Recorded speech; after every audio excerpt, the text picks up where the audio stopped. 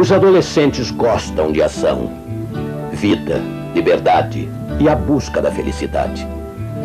Infelizmente, uma parte da felicidade que os adolescentes buscam os deixa em dificuldades. Problemas com sexo, por exemplo. Hoje, o número de adolescentes grávidas é enorme. 7 entre 10 garotas informam ter tido experiência sexual em sua adolescência. E 8 entre 10 rapazes tiveram algum tipo de envolvimento sexual. A sexualidade do adolescente não é um problema apenas da sociedade secular. Pesquisas afirmam que 72% dos adolescentes que vão à igreja têm se envolvido com sexo. Pense nisso. 7 entre 10 adolescentes tiveram experiência sexual. O que podemos fazer para ajudá-los? Está escrito com George Vanderman, apresentando o Cristo vivo como resposta às suas necessidades mais profundas. Hoje, por que esperar? Segunda parte. A sexualidade do adolescente. E nosso convidado outra vez é o Dr. Josh McDowell, um homem conhecido e amado em toda a parte pelo seu ministério entre os adolescentes e os adultos jovens. Josh, semana passada analisamos com certa profundidade o problema do sexo do adolescente antes do casamento. Hoje, graças a Deus, podemos falar sobre as soluções. Mas primeiro eu quero perguntar a você sobre essa estatística chocante da abertura do nosso programa. 72% dos adolescentes que frequentam a igreja admitem envolvimento com sexo. Isso são 7 em cada 10. Por que a percentagem é tão alta, tão terrivelmente alta? Bem, é porque as pesquisas mostram que existe um tremendo vazio entre o que os nossos jovens cristãos creem intelectualmente e como se comportam na prática. Provavelmente uma das maiores necessidades da igreja é passar da mente para a atividade. Aqui, de novo, com frequência, a verdade é ensinada como verdade. Eu creio que nas Escrituras, na Palavra de Deus, é sempre ensinada no contexto de relacionamentos, George. Quando a verdade é ensinada, a chave não é entender a Bíblia, a chave é viver a Bíblia. Os pastores têm que perceber isso e nossos professores nos seminários. Precisamos ensinar a verdade no contexto de como ela afeta nossos relacionamentos e como você vive pessoalmente. Mas uma das estatísticas assustadoras, uma coisa é estar sexualmente envolvido em atividade sexual, mas o estudo mostra que até o término da 8ª série, em nossas igrejas evangélicas mais fundamentais, 43% dos alunos até o término do curso já tiveram relação sexual. Mas isso uma maior. 36%. Agora está em nossas igrejas. 36% disseram que não veem nenhum tipo de implicação moral no sexo pré-conjugal. Esta é uma estatística assustadora. Você tocou num ponto importante. Você falou sobre o cérebro, a mente. Seria talvez esse o mais importante órgão sexual? Sim, eu creio que a nossa mente é o mais poderoso, mais sensível órgão sexual que Deus nos deu.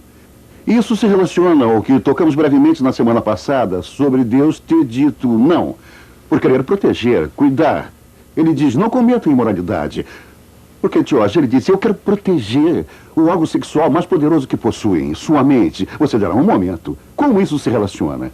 Quando a palavra de Deus, em Hebreus, capítulo 13, versículo 4, este é o versículo principal mencionado pelos adolescentes para esperar 4 vezes mais que qualquer outro versículo. E ele diz, digno de honra entre todos seja o matrimônio. Ora, o que significa honra?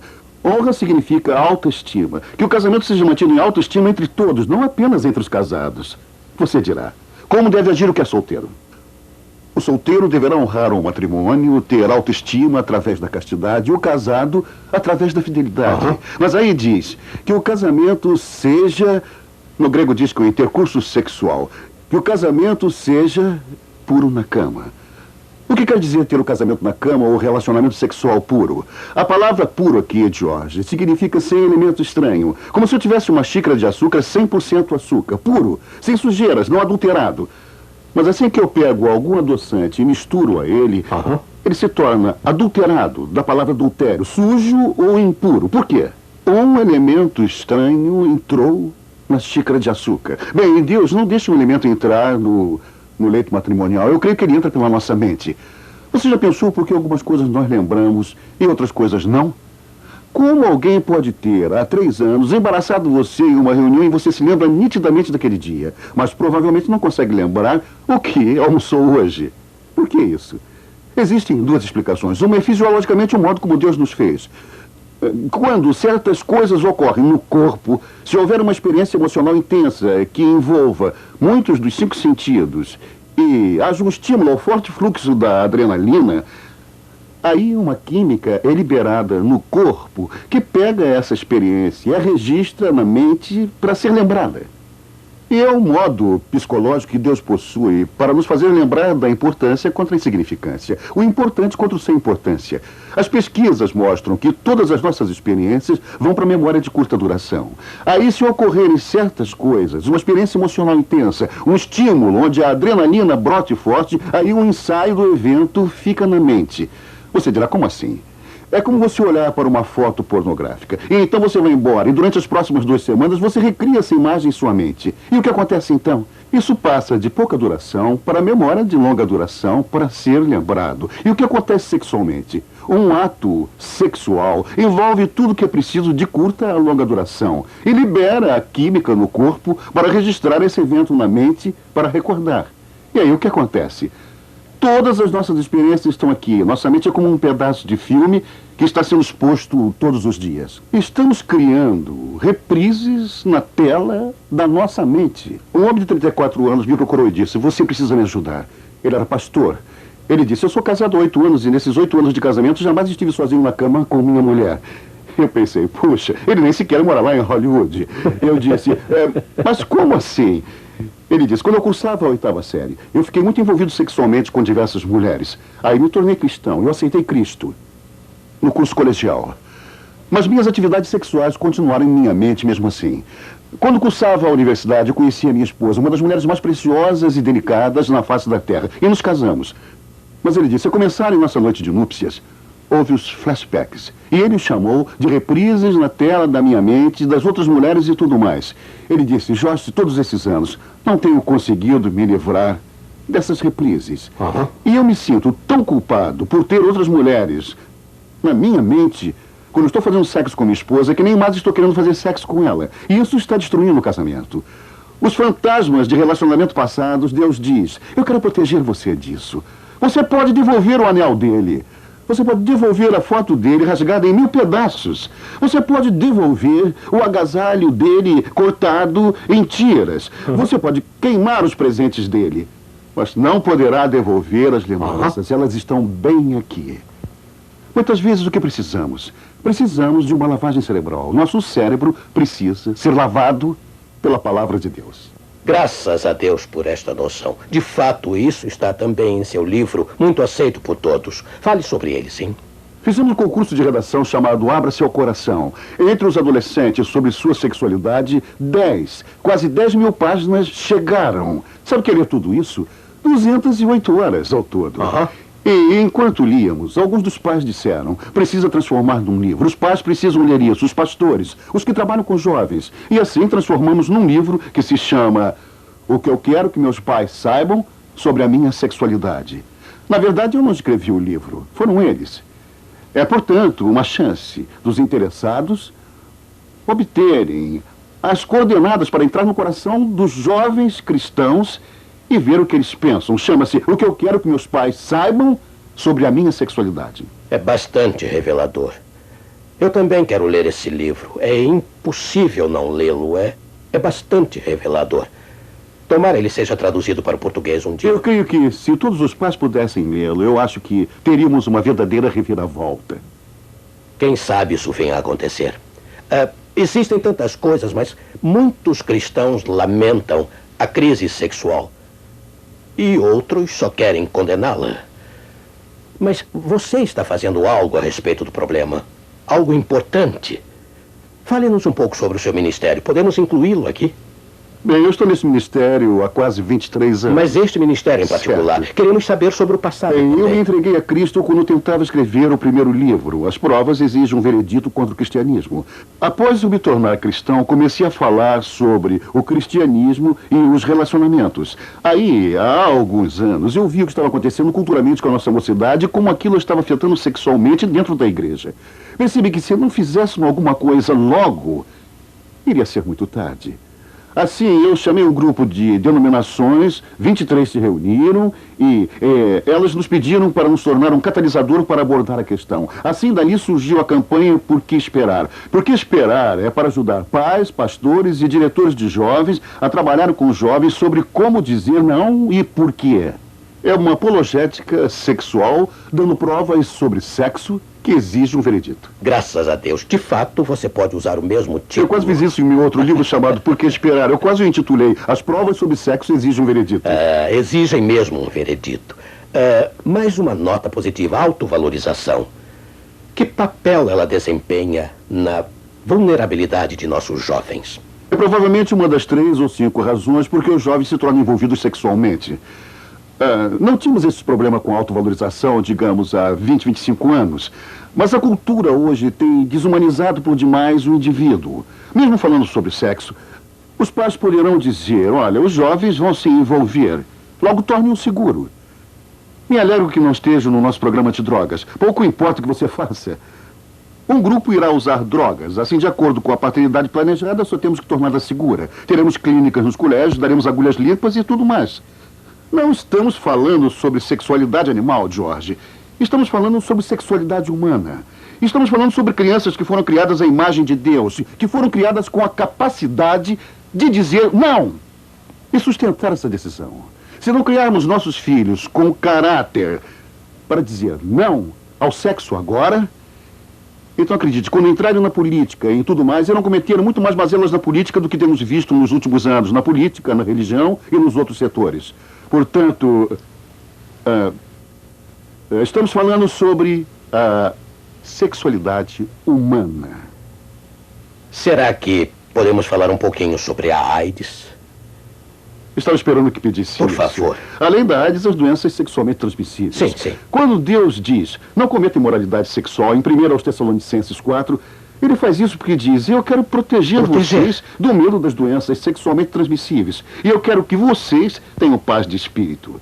Agora, se a AIDS não estivesse em cena, George, eu poderia lhe garantir que todas as manchetes dos jornais e todas as revistas estariam alertando sobre herpes, gonorreia e sífilis. Elas estão explodindo em proporções epidêmicas, mas a AIDS pode ser 100% mortal. Ela afeta de um modo que deve ser a minha esposa telefonando para mim, querendo saber onde é que eu Você estou. está conosco. Mas o que está acontecendo é que muitas dessas doenças estão agora incubadas na vida da pessoa. Gonorreia, sífilis, herpes e AIDS podem ficar durante 15 anos dormentes em sua vida. Você jamais saberá que as tem, mas você pode passá-las. E, como resultado, estão dizendo, o secretário de Saúde Coop e os diretores do Centro de Controle de Doenças nos Estados Unidos estão dizendo que toda vez que você fizer sexo com alguém, você tem que ter em mente que não está fazendo sexo apenas com aquela pessoa, mas com todas as pessoas com as quais ela fez sexo nos últimos 10 anos. Eu sei. Uma mulher me procurou chorando. Ela disse, eu estive casada durante 4 anos e ouço isto agora sempre. Em 12 de janeiro me disseram que meu marido tinha AIDS. 12 dias depois estava morto. Ela começou a gritar, disse, sabe o que eles me disseram? O resto da minha vida. A cada 3 meses eu vou ter que fazer teste para saber se tenho AIDS e se vou viver mais 3 meses. E ela disse, eu tenho pesadelos, eu vou para cama pensando, mais 80 dias e vou ter que voltar 70, 60, 7, 6, 5, 4, para saber se eu vou viver mais 3 meses. Horrível. Eu tive uma conversa séria com o secretário de Saúde, General Cook. Sim, fale-nos a respeito e mostraremos aos telespectadores. Nós temos um Concordo. clipe, não temos? Sim, sem dúvida. Excelente. O que perguntou a ele? A primeira coisa que eu perguntei a ele foi, Dr. Coop, se não tivermos uma solução imediata para a AIDS, ele me interrompeu e disse, Sr. McDowell, nós não vamos conseguir uma solução imediata. Estamos anos atrasados, provavelmente apenas no ano 2000. Eu disse, se não conseguirmos, qual é a previsão mais realística para o mundo? Mais realística. Dentro dos próximos anos, até o ano 2000. Eu pensei que o homem fosse chorar. Ele disse, George, um mínimo de 50 milhões irão morrer. Aí eu disse a ele no final da entrevista: Dr. Coop, eu acho que é aí que entra o nosso clipe. Eu disse: Dr. Coop, se o senhor fosse dizer alguma coisa aos pais e à igreja, o que é que o senhor diria? Acordem para o fato de que uma porção de coisas horríveis tem passado por vocês. Sabe, quando eu estava na estrada com Francis Schaeffer, uma das maiores preocupações que tivemos foi que os evangélicos não gostassem do que estávamos falando, porque eles confundiram uma questão social, a qual tinham que encarar, com um evangelho social que eles desprezam. E eu acho que tem havido um mal-entendido muito sério por parte da igreja. A igreja tem que se envolver socialmente. Ela tem que encarar todos os problemas que nós temos hoje. Os jovens, embora eles jamais analisem, eles não estão buscando apenas uma experiência sexual, mas de fato querem estabelecer intimidade com alguém que os respeita como indivíduo. E eu creio que uma das coisas mais tristes que aconteceu em nossa cultura foi o pai e a mãe trabalharem fora e as crianças ficarem presas em casa e ao se tornarem adolescentes terem que viver por conta própria. Eles carecem da intimidade que costumam ter com seus pais e assim eles a buscam em um outro lugar. Eles a confundem com o sexo. Assim, quando surge a oportunidade, eles dizem: isto é o que eu estava procurando. E aí a fantasia deles cai por terra, porque aquilo não era de fato o que eles queriam. Não é exatamente o que eles queriam. Pode nos dizer que papel os pais deveriam desempenhar neste tão real drama da vida? Os pais são fundamentais. Nós somos fundamentais. Para meus filhos, eu sou fundamental. Em outras palavras, isto faz parte da solução? É, parte da solução. Na ajuda da criança, em Colossenses, capítulo 3, versículo 21, diz: Pais, não irriteis os vossos filhos para que não fiquem desanimados. Lembre-se desta citação, George. Regras sem relacionamentos levam à rebelião. Regras sem relacionamentos levam à rebelião, seja rebelião ativa ou indiferença passiva. Ou você pode colocar assim: regras sem relacionamentos irritam os filhos, faz com que percam o ânimo. Agora, existem dois relacionamentos aqui que afetam o comportamento sexual de uma criança. O primeiro é um que muitas pessoas não imaginam. E vem no versículo 19, aqui antes deste versículo, e diz: Maridos, amai vossas esposas. A primeira chave do relacionamento para se ajudar a criança a dizer não ao sexo é que o pai dela ou dele ame a sua mãe. Maridos, amai a vossas esposas. Uma das maiores seguranças de uma criança hoje não é saber que os pais a amam, mas saber que os pais amam um ao outro. Nossa pesquisa mostra que o desejo número 1 de uma criança hoje, abaixo da adolescência, é uma vida feliz no lar. O principal temor de uma criança dos 7 anos de idade até os 15, o temor número 1 hoje, é a perda de um dos pais com o divórcio. Está afetando todas as famílias por causa da cultura. Meu filho de 11 anos, quando tinha 6 anos e meio, voltou da escola para casa e estava um tanto nervoso, George. E a gente percebe como pai que algo está errado. Eu disse: qual o problema? E ele disse: nada. Alguma coisa estava errada. Eu insisti: conta para o seu pai o que está sentindo. Quando eu quero saber o que se passa com meus filhos, eu tenho que perguntar o que é. É a diferença entre o homem e a mulher. Você faz uma pergunta e ela abre o coração. Você faz uma pergunta a ele e ele lhe prega um sermão. E eu descobri com as crianças que temos que nos relacionar em nível de sentimento. Assim eu disse: o que é que você está sentindo? Ele olhou meio confuso e respondeu: papai, você vai abandonar a mamãe? Eu esperava essa pergunta. E eu disse: por que, filho? Vários pais de amigos dele tinham acabado de se divorciar. Está acontecendo tanto na cultura hoje que as crianças estão crescendo pensando que não importa o quanto meu pai ama minha mãe, eles vão se divorciar. E uma criança de 5, 6, 7, 8, 9, 10, 11, 12 anos não consegue ver a diferença. Eu me sentei e disse: filho, preste bem atenção. Eu disse: eu quero que você saiba que eu sou um dos homens de mais sorte do mundo por estar casado com sua mãe. Eu amo sua mãe. Eu estou comprometido com sua mãe. E aí eu disse: Sean, eu jamais deixarei sua mãe. E ponto. Ótimo. E aquele garoto de 6 anos e meio disse: ah, obrigado, papai. Uma das maiores necessidades hoje é ter pais. Pais que não tenham medo, na presença de seus filhos, de dar um abraço na esposa, de beijá-la e dizer: eu te amo. E demonstrar isso. O que precisamos fazer com meus filhos, todo o tempo eu estou dizendo a eles o quanto eu amo a mãe deles. Quando eu ligo para casa e falo com um de meus filhos, eu digo: Kelly, aquela sua mãe fantástica está aí. Aquela mulher com quem eu me casei, que me deu esse privilégio, está. Você pode chamá-la. E às vezes eu digo ao meu filho: Sean, olha, Sean, quando desligar eu quero que vá até a sua mãe e quero que dê um abração nela bem apertado e diga que é pelo seu pai. O que eu estou fazendo? Eu estou dizendo crianças, eu estou comprometido com a sua mãe. E essa é uma das maiores heranças que eu posso deixar aos meus filhos. E o segundo relacionamento é evitar irritar os filhos e as regras sem relacionamentos que levam à rebelião, onde precisamos de relacionamento. E há um relacionamento entre os pais e a criança. E a chave aqui é o pai. Em um estudo que acabamos de fazer, há um paralelo direto diante do relacionamento mais significativo com o pai, não com a mãe. Um relacionamento mais significativo com o pai, menos envolvimento sexual. Mas aqui está a tragédia. Em nosso estudo, que é o primeiro estudo científico feito na vida sexual dos adolescentes da Igreja Evangélica Fundamental, a criança da igreja passa em média menos de 15 minutos por semana em conversa significativa com seu pai. Trágico. Portanto, o que eu digo aos pais aqui, e é o que eu penso que o livro, o que eu gostaria que meus pais soubessem sobre minha sexualidade, diria: maridos, amem suas esposas e passem algum tempo com seus filhos.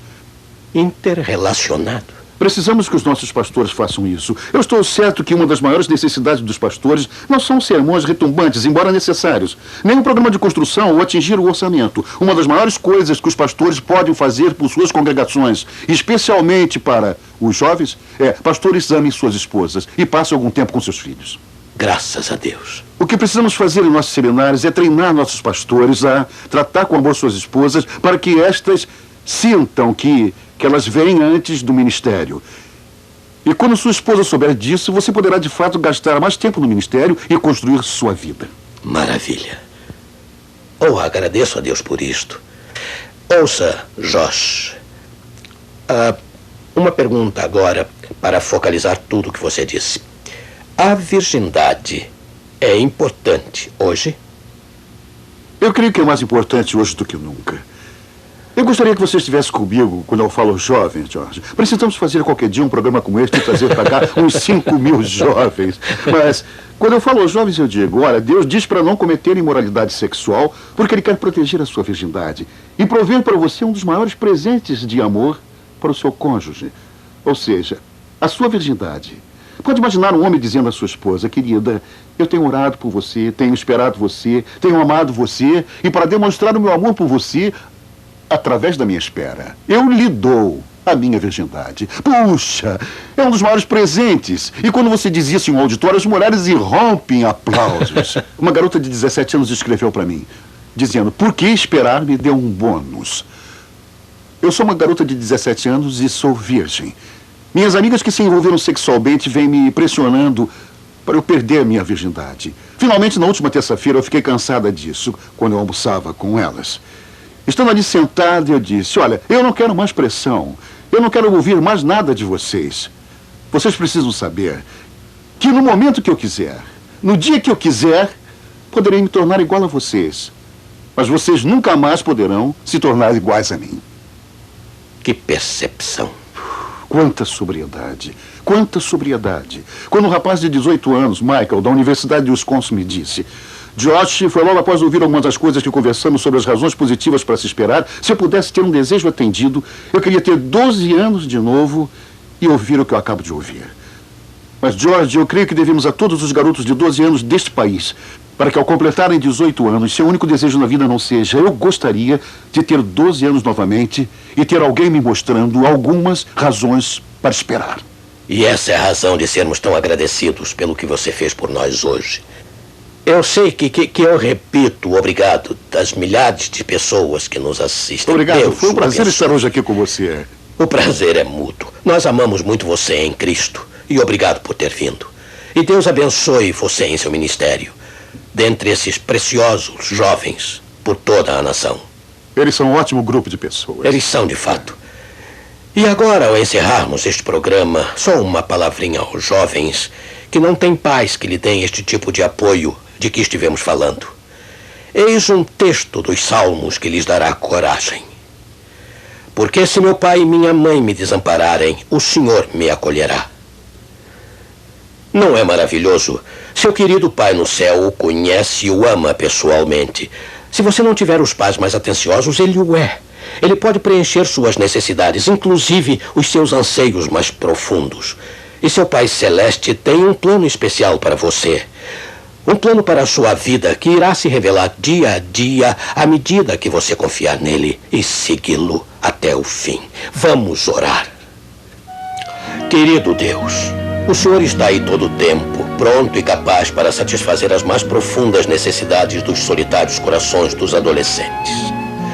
Ajude-nos a sermos pais amorosos e amigos que o Senhor possa usar para guiar nossos jovens através de seus anos de crise. Obrigado pelo presente da salvação em Jesus Cristo. Nós pedimos em seu nome. Amém.